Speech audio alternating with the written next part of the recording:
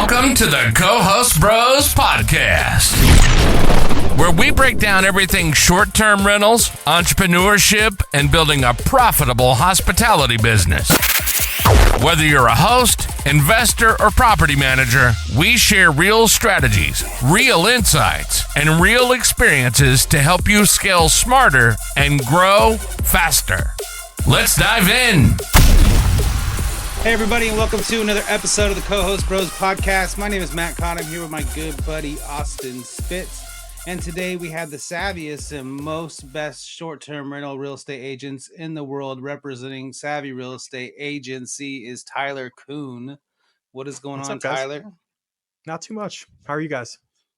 Oh, living the dream. Living the dream for me. Does this mean I'm a co-host bro now? Yeah, anybody can be. That's why the name is universal. So anybody can be, everybody can be a co-host bro. I'm excited. If anything, honestly, I feel left out. If you're not watching from like YouTube, they both have very fancy backgrounds with neons and stuff. And I look like I'm, like I said, recording from a jail cell or something. I don't know, but either way, happy to have you, Tyler, man. Thanks for coming on. Let's start off with how'd you get into the short-term rental space? Like, take us back to the earlier days, and what's that look like for you, man? Yeah, so 2020, like everybody else, I was, bored. And I was working with this doctor out of Myrtle Beach, and he initially wanted to move to Asheville and buy, primary house. And we started talking about short-term rentals. I had a couple short-term rentals at that point. We weren't like super serious about it. And I ended up helping him buy 9 short-term rentals that year. And I had a lot of fun with it, like the data, getting behind the spreadsheets, all that sort of stuff. Like it's like almost like a treasure hunt for me, like finding a great property and then seeing it do well. I feel like the Indiana Jones of short-term rentals when that happens. So that's how I got into it. And, to this day, I still help people find great properties. I was just on the phone with a client who bought something a year ago, and she bought something with 5 acres because the plan was eventually, let's do something with this 5 acres. And now she's talking about, let's do a wedding venue. Let's build more short-term rentals. And it was so cool to see that come all the way around. She's like, my property's been doing amazing. And now I want to do exactly what you set us up to do, why we like this property in the first place. And what you pitched to us, which was buy a property that has options. And it was just really cool to see that come full circle. So what was the deciding factor for you to create Saavy STR agents? Because I see you're expanding everywhere. I've talked to a lot of people. Trish has reached out to me. She's like, "Oh, you got a real estate license?" I was like, "No, I don't." And she's like, "You know somebody?" So like, what just kind of leap years you just jump and do that? What was the deciding factor on that? Yeah, so in 2020, I had a regular residential real estate team. I had a business partner. We had buyer's agents and assistants and the whole 9 yards. And I was watching, and I've told this story before. I'm not afraid to say it, but I was watching what Avery Carl was doing and going like, there's not a great short-term rental agent in our area. And in fact, I actually interviewed to be on Avery's team, and she turned me down because I owned a property management company. And I don't know if that's still a stipulation of hers or not. But at the time, she was not hiring agents that also did property management because she was very against property managers. And sure, hopefully so. I hated that company and I ended up selling it.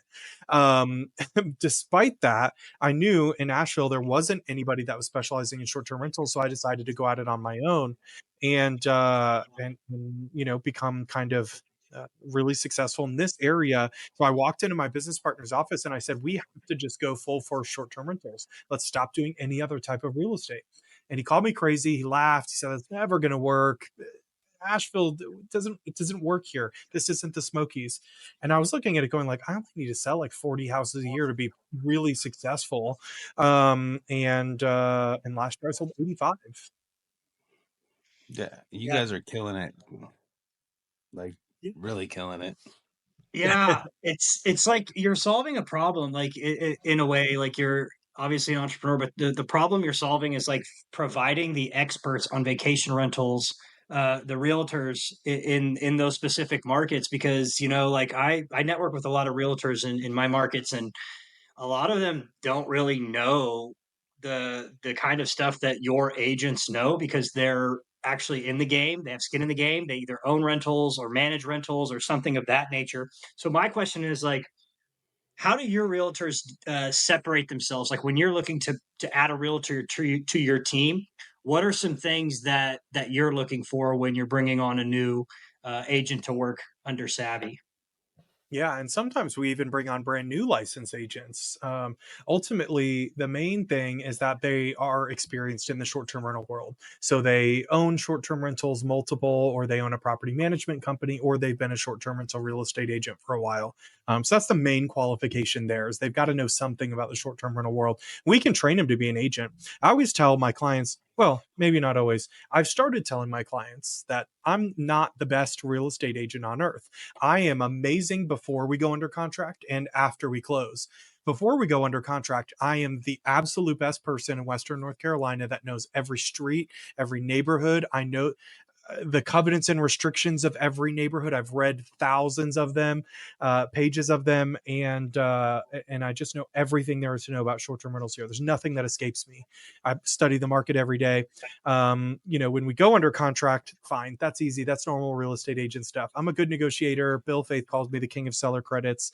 Sets a high bar for me. Fine. But then after we close, I have the best network of people here. We have the best community of short term rental owners. I've got a WhatsApp group with 250 short term rental owners in it that at any moment, somebody can go in there and say, I need to build a deck and I need some. I'll give you a better example.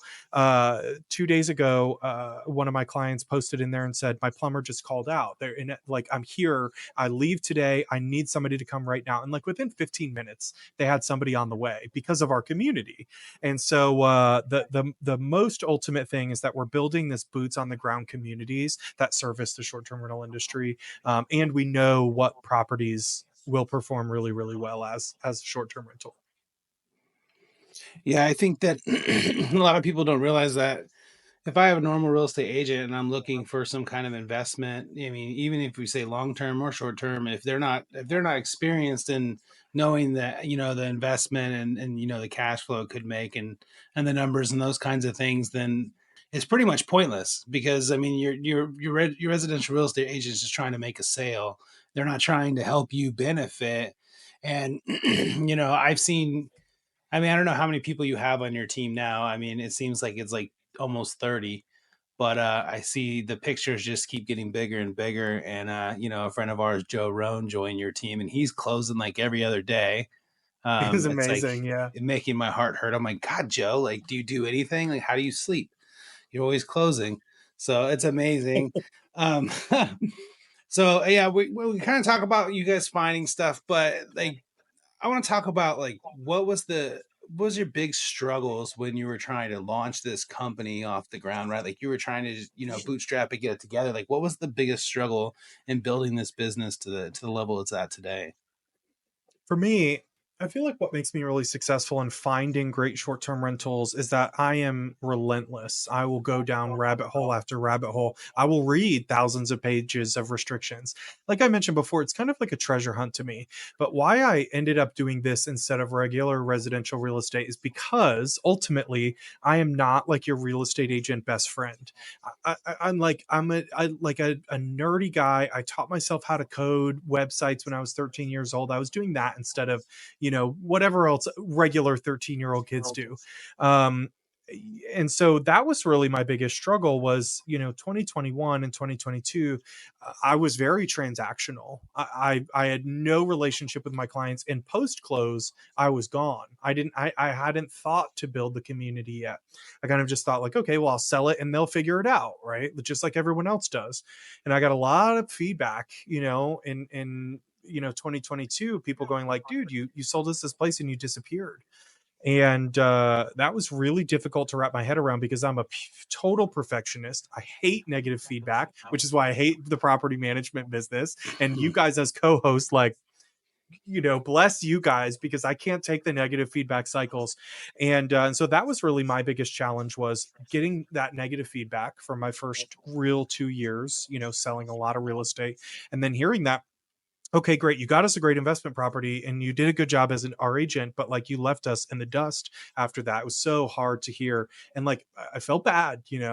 And so early 2023, I made it my mission, like, build this community and make it really easy for people to manage here and don't disappear from their lives. And I had to hire people, I had to train them, I had to staff up and beef up. So now we have VAs, we follow up, we do client care surveys 6 months after you close. We constantly, I'm getting texts, who's the best plumber, who's the best this, who's the best that. I used to not have anybody, and I made it a huge piece of my business to know all the best people in town. And it's difficult, it takes up a lot of my time, but it's important for those investors, and so it's important for me. Love that. So what does Tyler's day to day look like? Are you still involved in the transactional side of things, or are you more pulled out at this point to where it's like, hey, I'm running this business, managing these agents? Are you still selling houses? What is kind of your day to day involvement in the business look like at this point? I tell people, it's almost like I have golden handcuffs. I also continuously have people out there referring to me, like Bill Faith and Kenny Bedwell, and all these different people, all these different masterminds. So yes, I'm still very much in the business of selling short-term rentals here in Asheville. I sold 65 million last year, which is there's not another short-term rental agent that even comes close to what I'm doing. And not to brag, right? It's been really difficult to build that, but I'm stuck now. I've got this massive team, which I love pouring into, and it's been so fun, but it's grown very fast. And I funded that. I probably spent $1 million last year to build the team, right? Software, people, finding somebody like Trish. Trish is amazing. And that everyone I know knows her now. And I don't know how she did it. And she is a relentless person that continues to follow up, and she's not cheap, and she's also worth it. So I invested a lot to make that happen, but yeah, still involved in all the transactions here. I have my help, I have VAs, I have director of operations, things like that. I have a listing manager.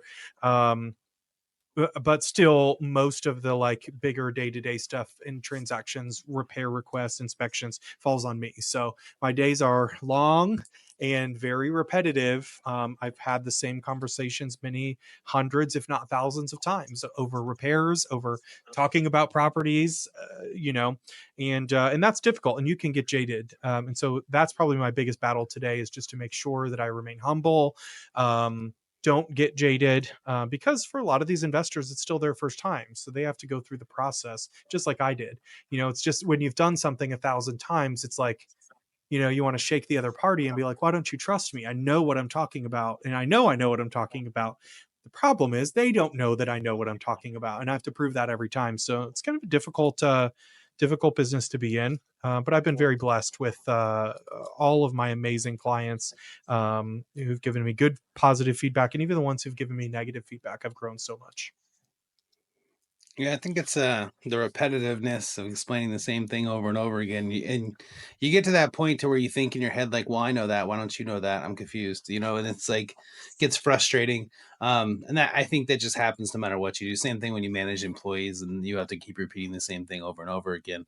And it's hard to anchor yourself and realize, like, hey, okay, they don't actually know, but I know, but I know, I've said it so much that I know too much now about it. But yeah, that's solid. That's really solid. So what, I do want to state for everybody too, that you do own short-term rentals and you do manage your own short-term rentals. So just so everybody Mhm. doesn't think that we're just talking to Mr. Realtor over here. But anyway, I digress. But, so what's your, ultimate goal with Saavy? Like, how big are you planning? Are you planning to, how a certain, like, amount of agents, or are you just trying to take over the world? Like, what are you trying to do? I mean, because honestly, just you selling $65 million in real estate in a year in your area, just yourself, is like ridiculous. You don't even need the rest of the people. So what's the you know what I'm saying? So what is the ultimate goal? Yeah, I think I have gotten a lot of feedback from clients, and they want to look in areas that aren't super saturated. And there are college towns, there are places with large hospitals. People go everywhere in the US. And so my ultimate goal is to have a short-term rental agent in every city in America, every large mid-sized city, right? Not every little town in between, but everywhere that for the most part tourists go, or conferences, employees, anything where there's travel involved. So we want to have an agent everywhere. And then our goal is to help those agents build out their own teams. So, we operate differently than a normal real estate team, which would typically have more than one person in an area. We have one person in an area. So, Joe Roney, for instance, he's the team leader for his area. And if we want to grow in that area, those other agents go underneath him and they go onto his team and he trains them, right? He's the master of that area. And ultimately, that is the big goal, is to not just have an agent in every market, one agent, but to have one agent who then owns a team in that market, of people that can build something like I built, the ultimate resource machine, a step A to step Z of how to buy and find and then sell later on the best short-term rentals.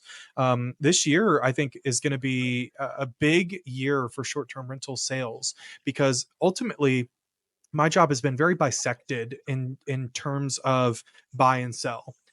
I have always been really buyer heavy, and that's because I get out there, I talk about Asheville, I talk about buying short-term rentals here, buy the best properties, we can find the best properties, and so I end up really buyer heavy. Yet I get a lot of people that did not buy with me that want to sell their short-term rental with me. But you guys know this, that may not be the best property to buy, right? My buyers may not be perfect for my sellers. Well, I'm starting to see that change. And because, historically people have not sold profitable properties. They put too much money into the property. It takes a little while to appreciate and gain that value and appreciate. But we're now seeing that. We're seeing people call us and want to sell their profitable property. And the question everybody has is why? And the answer is equity. If somebody's got $400,000 of equity stuck in their house, stuck in their property, they don't want to refi to higher interest rates. So it's going to ruin their cash flow, and then it'll be worth zero to them anyways to pull the money out. So they have to sell to cash out on that equity. And they can take that and they can actually go buy 4 other properties, which now cash flow much more significantly than the first one. So I think this is going to be the year of the seller for short-term rentals. And we're really, really excited about doing equity analysis with our clients to help them figure out, how much equity do you have locked up? What is that worth today? And what is your cash on cash return today? What's your return on equity today? Not what you bought it for, but what is it worth today based on your equity? And what could it be if you go to a couple other markets and net, a little bit more by economy of scale? Yeah, that makes sense. It brings a question up when you mention all this. So what does for our management company, we have a certain buy box that we need all the boxes checked for to satisfy our needs. Maybe a revenue number, a certain type of owner, stuff like that. I guess my question to you is, obviously you've established yourself as the go-to vacation rental. So do you have a specific buy box on properties that uh, will or will not take? Say we have someone listening to our show and like, hey, I've been thinking about listing my property for sale. Do you have a specific buy box for properties that you sell, or is it just strictly vacation homes anywhere in the US? Tell us a little bit about that. So if there's someone listening that might want to work with you. Yeah, if you're talking about the sell side, we can list pretty much anything. What I tell people that even have a residential house is I can speak both languages. One, I'm the number 3 agent in our MLS, so I have a lot of experience behind me just in selling houses. But if you're talking about the buy side, that's a lot more complicated because the buy box changes. What I've seen over time, what I initially thought was like, this is the best. This is the best property. This is the type of bedrooms you need. This is the location. And what I did was we would start really heavily focusing on that. And then we'd sell 40 properties like that. And all of a sudden, other property types are like lacking attention, right? We're really focusing on 6 bedrooms. And then we're like, man, look at that 1 bedroom. Why is it doing so well? Well, there's not very many of them. Why not? Well, because the only person who focuses on short term rentals in Asheville has been ignoring it. And so we've actually seen, for instance, where like I was always against the 3-bedroom, 2-bathroom. Like, this is the most common asset class in America. There's so many podcasts you can listen to where I said that. And then my client bought a 3-bedroom, 2-bathroom builder grade box. Absolutely nothing special about it. And then she had it designed by Ashita and did these amazing outdoor amenities, just layers and layers of outdoor amenities, a sauna, outdoor movie theater, amazing outdoor dining, a hot tub, a cold plunge, just all this stuff. And they bought that for 500,000, and then they did 130,000 in year one in revenue on that property. And then I'm looking at that going, why are we not focusing on the 3-bedroom, 2-bathroom? So the buy box on the buy side changes, specifically because we focus on things, and then the opposite thing becomes undersaturated, right? It's been ignored. Hey, everybody, are you looking for your next property, or are you trying to comp out some co host clients? I got you a discount for STRIQ. It's the perfect software to check that out. It's like the Zillow of property finding. I got you 10% off a monthly membership if you use Co-host Bros 10. I got you 15% off a quarterly membership if you use Co-host Bros 15. And I got you 20% off an annual membership with Co-host Bros 20. Don't forget, there's a 7-day free trial before you're even charged, so you can check it out for free. You can check it out and sign up in the show notes. There's a link in the show notes. And make sure you use one of those codes, and that way you can save some money and check it out for free. Thank you, everybody, and back to the show. Yeah. Yeah, that makes a lot of sense. And I like how you said, you're thinking about the 3-2 being super saturated. And really, at the end of the day, it comes down to what is your amenity play here that can change the whole ball game, right? Because that's what separates yourself from the other 3-2s, right? So I was thinking about one thing. So let's say somebody's listening also, and they're like, hey, I'm an expert in my market. I'm a property manager, or I own, 5 of my own vacation rentals. What do you think like the hurdle would look like if they have no real estate agent experience, don't have their license, but they're like, hey, I'm interested in maybe doing this because I get a whole bunch of referrals and I'm referring them out to other realtors and stuff like that. So when you take on a new agent that's very an expert in their market on short-term rentals, what kind of hurdles do they face as they transition into like, okay, now they're an agent with Saavy? What, like, from a real estate perspective? I hope that kind of makes sense. Yeah, I think it can be very difficult, because ultimately, you have to search all day, every day for these properties, and they go fast. I was talking to a client earlier today about a property that he's been looking at for 3 or 4 days, going back and forth on the numbers, really second guessing himself. And then he was, going to hop on the phone with the designer and make his final decision. And he texts me, he's like, it's under contract.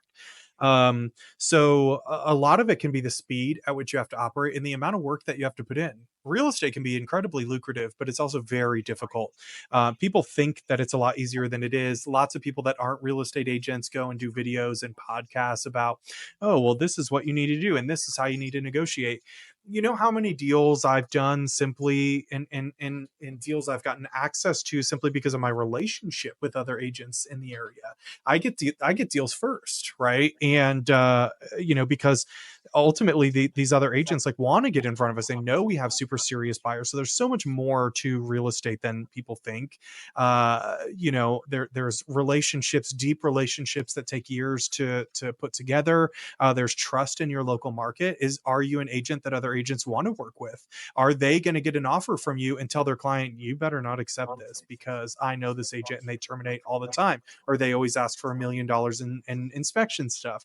So it's a very difficult balance because you have to look out for your clients, but you also have to make sure that your local reputation fills a need so that your clients get the best deals, right? And so it can be a very difficult business to get into, and we've seen a lot of people fail. So I think one of the biggest hurdles can be, I think, the amount of time that they have to put into it.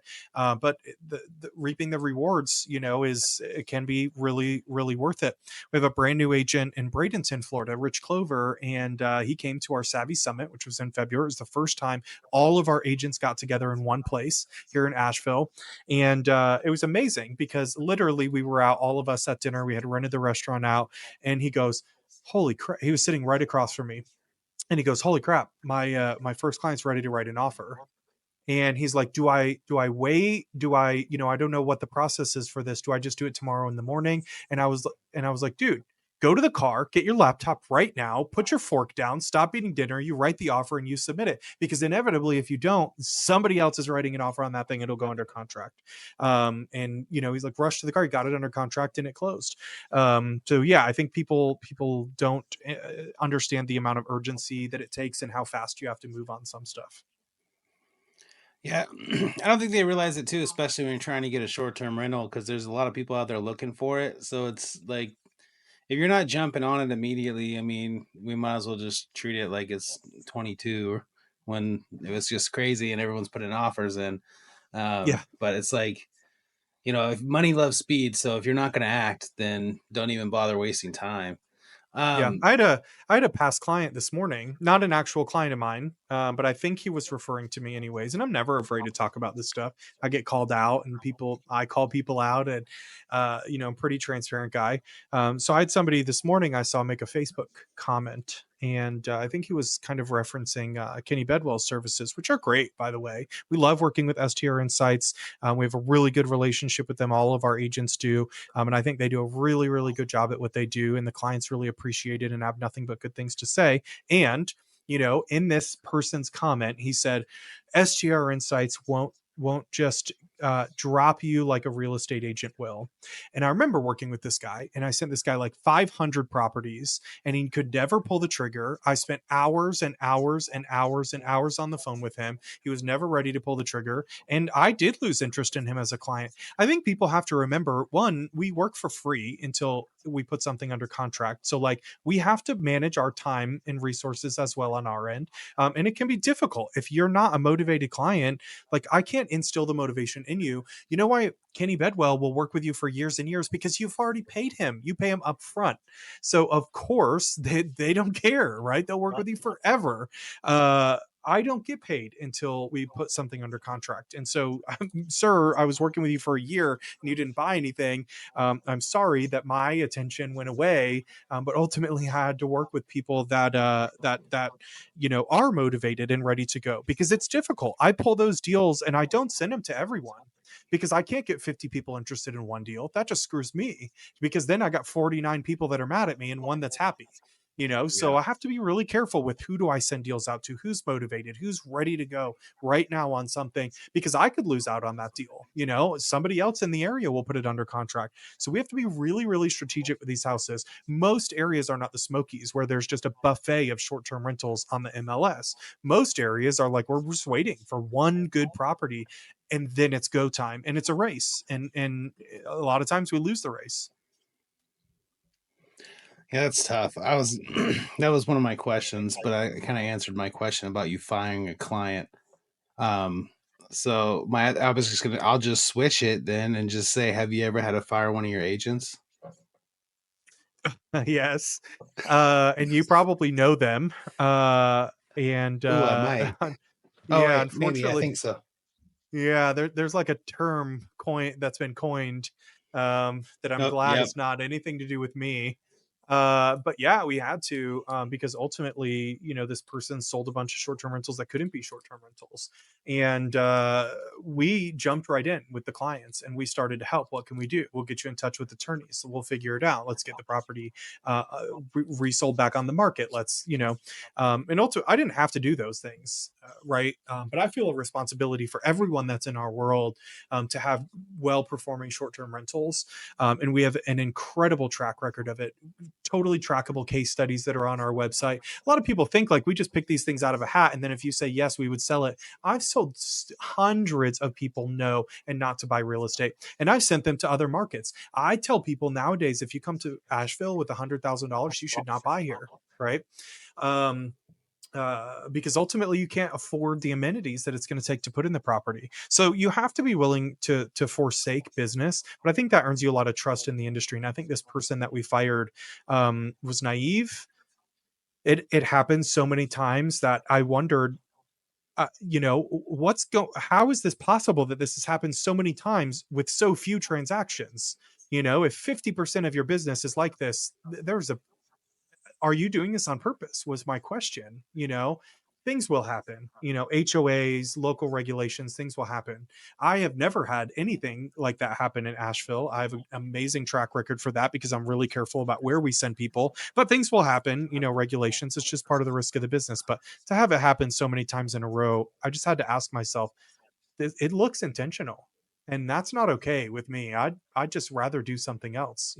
I could grow a property management company. I could grow a tech company in the real estate space and short-term rentals. I have so many good ideas around that stuff. So it's not worth it for me to get a bad reputation or risk other people's money, just to sell one more property. I prefer not to. Yeah. I prefer to do less business this year. To be perfectly frank, I tell everyone, if I could just do 50 million this year, I'll be really happy. Yeah, You that can could. I only mean, get. go ahead, Austin. I apologize.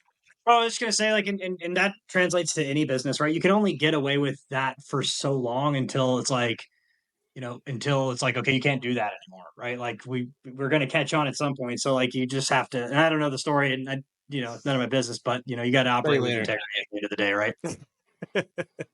I'll tell you later. Yes, yeah. Well, Yeah. I think that affects too. I mean, it kind of questions your fiduciary duty, right? And I feel like you have a fiduciary duty, and the fact that this person worked under you, right? I mean, it still ends up affecting you if this person gets crawled across court. It does go to you too as well, and a lot of people don't know that. They think it might just be the agent, but um, yeah. So I mean, it gives you a bad reputation as well, and especially like you're saying, if you're batting 50%, that's probably a problem. Like Yeah. you're not doing the research that you need to do or you should be doing, and it's causing issues. And if it's causing issues with clients, and you didn't have to go and try to clean it up, and the fact that you did, I mean, was trying to, that's good. It's covered, covers your part, right? And even because you don't have control over what they do, so but you're supposed to. So it works out both ways, I guess.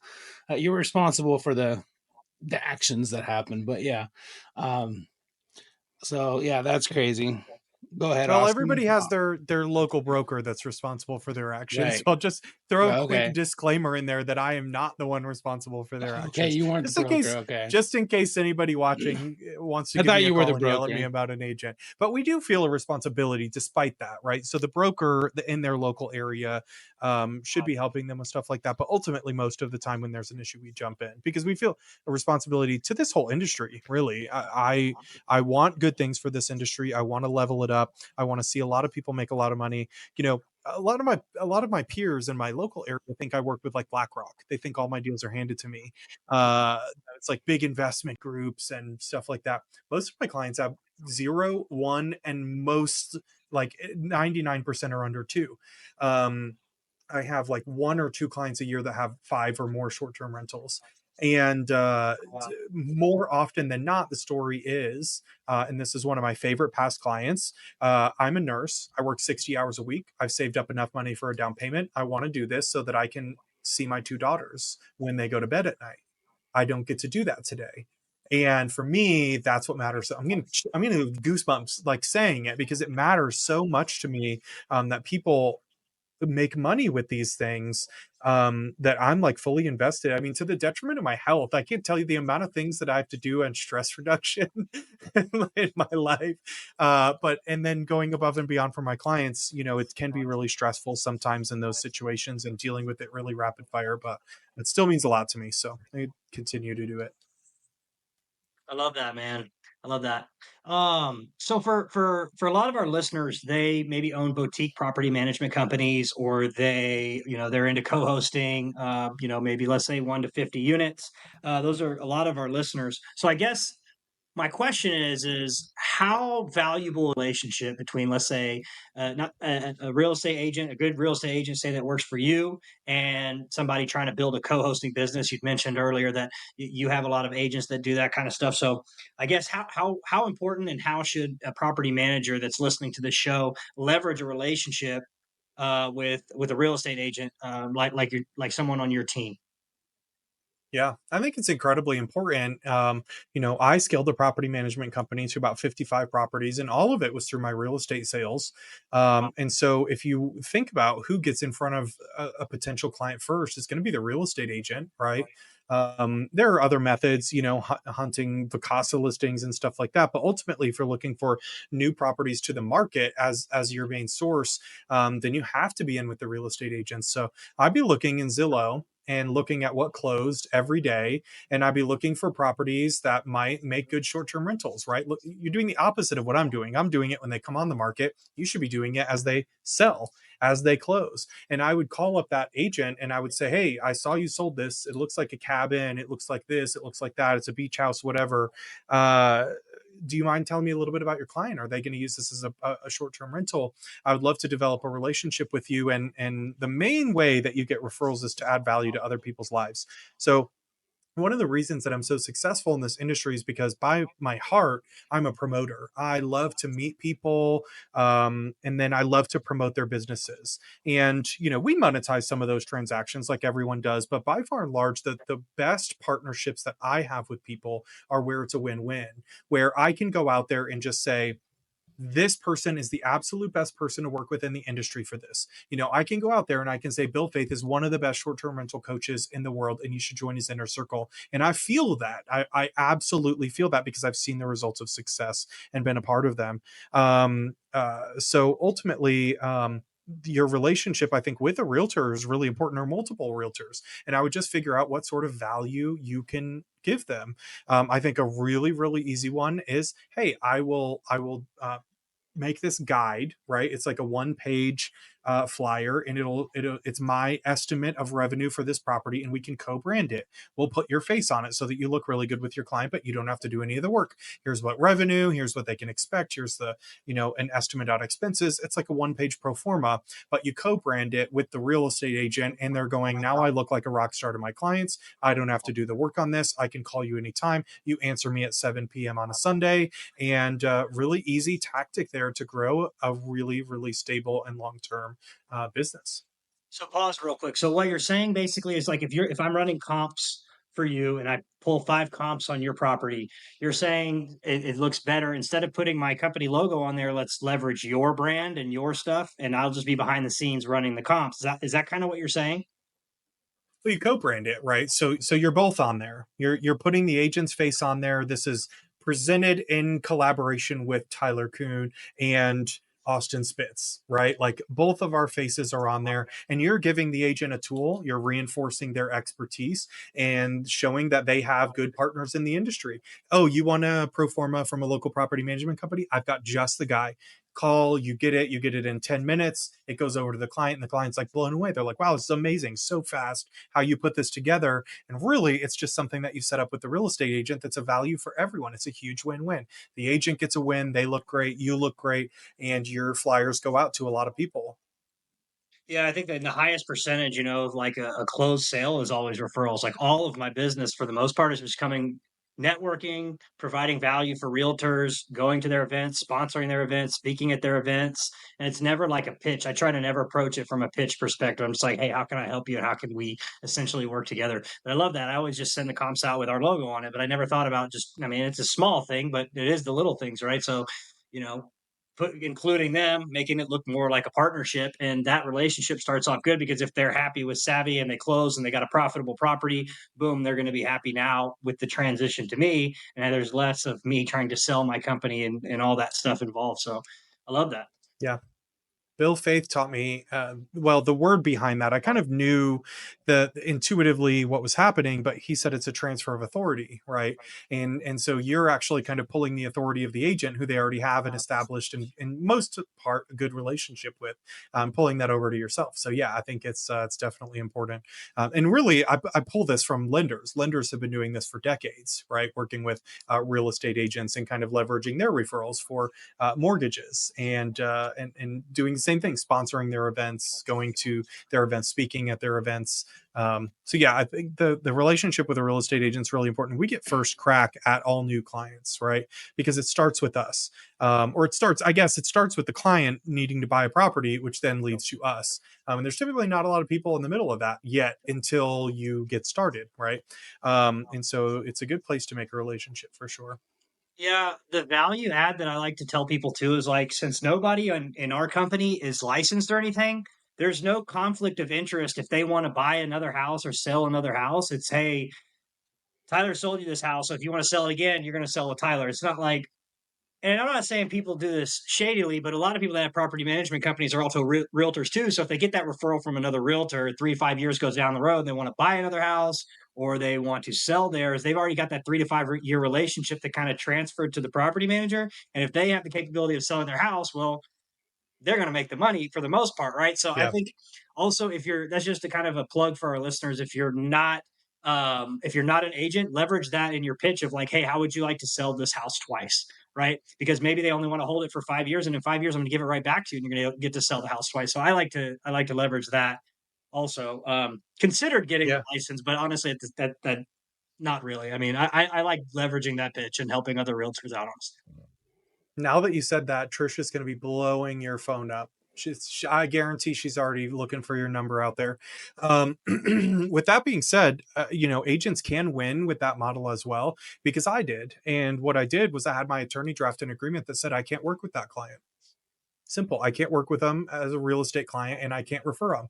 I can manage their property. And so how great was it that I have to return that client to that agent? It was a one-page agreement that just basically said, like, I cannot solicit this person for real estate needs. If they want to buy or sell or transact in a real estate transaction, they go right back to you. And it's really simple to get something like that drawn up. And now you've got this layer of trust between you and the agent too. If you are an agent, that person's not going to get kind of stolen from that agent that's referring it over to you. Yeah, and let's say it becomes a fruitful relationship. Would I rather have five, clients that are paying me every month from you, or just have one transaction where I get money and I was able to just sell the house and make money that way? I'd rather just leverage the long-term relationship and a partnership, and I just think there's so much more value in that than just taking the quick sale up front. Yeah, and otherwise you wouldn't have had the client anyways, because they're Exactly. already working with someone else. So I thought that was a big win-win, and we did that for people, and they sent us business. And when they came and it was time to sell, they sold it, and it worked out really well. That's a better lifetime value, I would say. Um, it's funny you said you're talking about the post with Kenny. Kenny's episode actually just aired, and yours is actually after his. So it's almost like you guys knew you guys were on before each other and after each other. So I find that funny. I can't shake him. Huh? I can't shake him. I know. I'll have to tell I Bill guess to it's come back on to address your comments. No, I guess it's me following him around if I'm on next. Huh? I guess. Yeah. He's gonna His like episode, that. his episode's going to drop today. So we were actually talking about, and I saw that Facebook post you were talking about. So that was funny. Yeah, Um, maybe it wasn't me that person was talking about, and I won't call him out by name or anything like that, but I think it was. Jacob. I'm just kidding. I'm just kidding. It was a joke. I was looking at my phone, everybody. It wasn't really on. I don't even know the guy's name. Wow. So I know that we started late, Tyler, and I know we probably don't have a bunch of time left, and you got things to do, offers to write, things Hopefully. like that. So what I want you to do is I want you to tell everybody the best piece of advice you have for acquiring their short-term rental, or the best piece of advice you have for them to be successful. I want you also to tell everybody your biggest mistake that you've ever made in your business career. Gloomy. Gloomy. And then we'll Okay, see so if I hire you for the job or not. I'm just kidding. yeah. My best advice for people would be, there's this old adage in real estate investing that you make all your money on the buy. And I get that. And it was like that with so many different types of real estate, in commercial and residential, for long-term rentals, and, all this other type of stuff. And it was totally true. I definitely don't debate that. But I saw somebody posting about that in short-term rentals the other day. And I have to disagree there, because I feel like now that you're in hospitality, it's different, right? You want the most basic thing you can get for a long-term rental, the easiest thing. You want something more complicated with better amenities, that's a better value, that is expensive and will last as into the future as a great short-term rental. You want the best properties on the market. Whoever thinks that you're not going to compete for the best of anything in the world, I think is pretty silly. And so I would say, stop focusing so much on what you're going to buy the property for. There's already so many different levers you pull, and income for short-term rentals. You get debt pay down, you have cash flow, which is the big one. You have massive tax benefits, hopefully 100% tax benefits again this year. And then you have appreciation.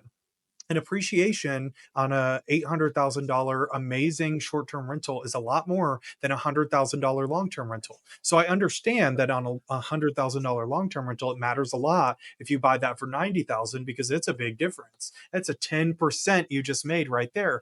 And if it appreciates to 110,000, boom, you made that. But that $800,000 house is going to be worth 810 in a few months.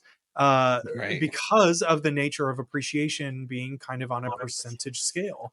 And so you are tapping into economies of scale there, but to get the best assets that have the best cash flow that then resell for the most money later because of the great cash flow, stop focusing so much on pinching every penny on the buy.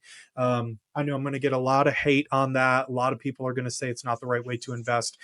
Here's what I'll say. I only have experience buying and selling real estate in Asheville, despite having agents in 22 markets. I don't buy and sell real estate there. They do.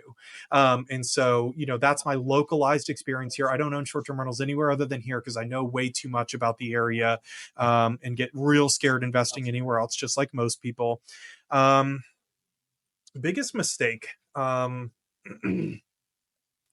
Yeah, if you were to say like in business, yeah, I just had this experience and I won't go too deep into it because I'm still unwinding a little bit. And thankfully haven't had like any public shaming over this one yet, and hopefully don't have. But partnering with too many people on something, every time I've done it, it does not work out. It's a mess every single time. And I did it again when I said I would never do it. I wanted to partner with one person. It ended up a partnership of 4 people, and all the people were good people, but it just, things happen. And one of the partners, like their portfolio burned down, and then the next day it flooded, and then there was a personal issue, and so they're out, but they're still a partner. You're still relying on them for stuff. So thinking that you have to partner with too many people. I talk to a lot of young people. I really like working with like young entrepreneurs because I see a lot of myself in them because I've never had a W-2. I've always worked for myself. And almost always I see them with a partner because they are afraid to do it on their own. They like that kind of shoulder to cry on or somebody to spitball with. And ultimately, you can find people to do that with for free and not have to give away 50% of your business, and not have to. If you have a business partner, you have to agree with them typically on 100% of everything all the time. Do you have any relationship in your life where you agree with anyone 100% all the time? No. So don't expect it in a business relationship either. And maybe that's just me, and maybe I've just personally failed at that, but I don't think it's just me.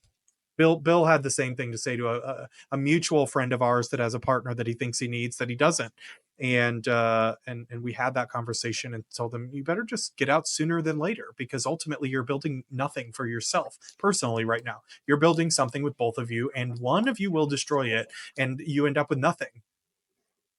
And I think you're right too. I think that instead of wasting all that money on having a partner for someone to go with you, I mean, you could spend a little bit of money on an educational program, or like you said, you could join the inner circle, Bill's group, or the mastermind group, which we were both part of, whatever the case may be, right? So it's like, it would be cheaper in the long run for you to spend the little bit of money up front to have people to go with you, just not partner with you, but go with you and help you succeed, versus partner with somebody. And like you said, you don't agree with, there's nobody you agree, not even your dogs. You don't agree with them 100% of the time. Like it's not going to happen. Right. So something's going to happen.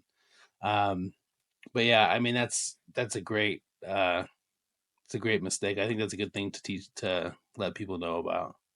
Yeah. So, Hopefully I learned the lesson. So we'll we'll just see. see. Yeah. 3 months from now, no. I Shiny know. objects. But Goodness. yeah, so Tyler, thank you so much for coming on. I know we had little issues and started late and everything else, and I just want to be cognizant of your time, of course. Please just let us know where anybody could find you. If they want to join your team, they can contact Trish, I'm assuming, and just, give us your plug and your spiel, and we'll wrap it up here for you. Yeah, absolutely. Go to my website, www.saavy.realty. There's no .com or anything there. You can find me on Facebook. I am like an old geezer. That's pretty much where you can find me. Somebody said recently that I'm super active on Instagram. Everything I post on Facebook goes to Instagram. I don't even barely know how to use anything other than Facebook. So Facebook's the best place to reach out to me, or you can book a call with me anytime at saavy.realty/Tyler. We are really focusing this year on sellers and their equity that may be tied up in their property. So if you're wondering what that looks like for you, then we're happy to do a free equity analysis with you anytime, any day, and just reach out to me and we'll get you set up. Awesome. Well, thank you again, Tyler. We appreciate it, and we'll let Austin ring us out. All right. Thank you all for listening. Peace.